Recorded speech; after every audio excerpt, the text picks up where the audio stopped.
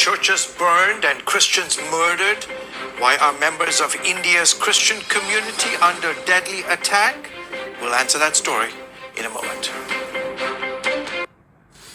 Welcome back. Christians are under attack in northeast India. It's happening in the state of Manipur, where about 40% of the nearly 3 million residents are Christian. Some 34 churches have been destroyed in about a dozen villages. More than 50 Christians have been killed, and at least 20,000 have fled their homes. The violence was sparked over plans by the government to give privileged status to a Hindu ethnic group in the region. Recently, CBN's Mark Martin spoke with David Curry, president and CEO of Global Christian Relief, about who's behind these deadly attacks.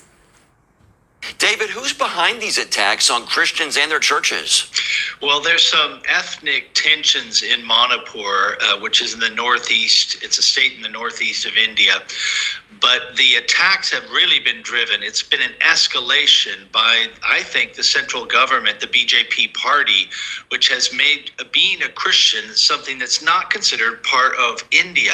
It seems as though their message is, if you're not a Hindu, you're not a real Indian. And this has allowed this escalation of violence against Christians and Christian churches. We have dozens of Christian churches that have been destroyed since May 3rd, when these riots began. And you have hundreds and thousands of people, I think we're almost up to 9,000 right now, who have been displaced, Christians who have been displaced because of this violence. Regardless of how they frame it, whether it's ethnic violence or anarchist, it seems to always be that the Indian government is overlooking and even in some cases encouraging violence against Christians in India. Now, as you said, David, many Christians are displaced. More than 30 churches have been burned. How are they surviving right now? Well, right now they're in shelters. Got some more video feeds. There's people shoulder to shoulder sleeping in shelters, makeshift shelters in some cases. So they're literally just on the run. And this happened just a few months ago in November, December, January in Chhattisgarh, a totally different area. That's why I say that we have to look at the pattern of behavior. In both cases, especially right now in Manipur, we have video evidence that shows the police assisting the rioters in attacking the churches. This is why you have to look at what they do, not what they say. And the central government and the local government seem to be in collusion with rioters that attack Christian churches and individuals. Why is the national government fueling violence against Christians? Well, India is a country that has lots of different languages, lots of different currencies. They've been very pluralistic in many ways. But since 2014, when Prime Minister Modi took over, he's been trying to force a one India vision, one religion, one currency.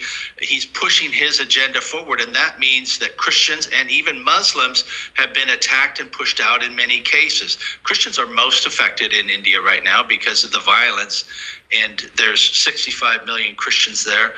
Many of them are under severe persecution. David, what are you hearing from the Christians there? How is this affecting their faith? Well, their faith is being strengthened in this in many cases. In some cases, people are, just very frightened because the violence seems to come out of nowhere. It's as though they're using any political motive. The baseline of this particular attack started when there was a bill passed that was going to give a special dispensation to a certain group within India.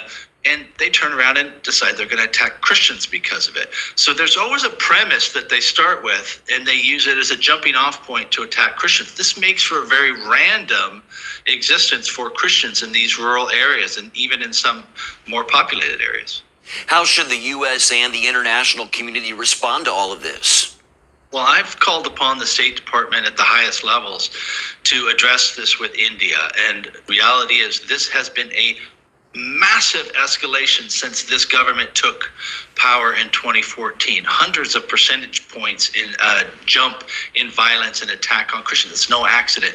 The State Department needs to address this. Friends don't let friends commit human rights atrocities. That's the motto that I try to remind them of. We need India. It's a beautiful country full of beautiful people. And I realize there are geopolitical angles to this with regards to China and other things, but the government has to stand up. I would also say this is a point where Christians in America and in the West need to stand up and speak out on behalf of India. Share these stories, share the pictures, no matter how difficult. We have some on our website to show the violence and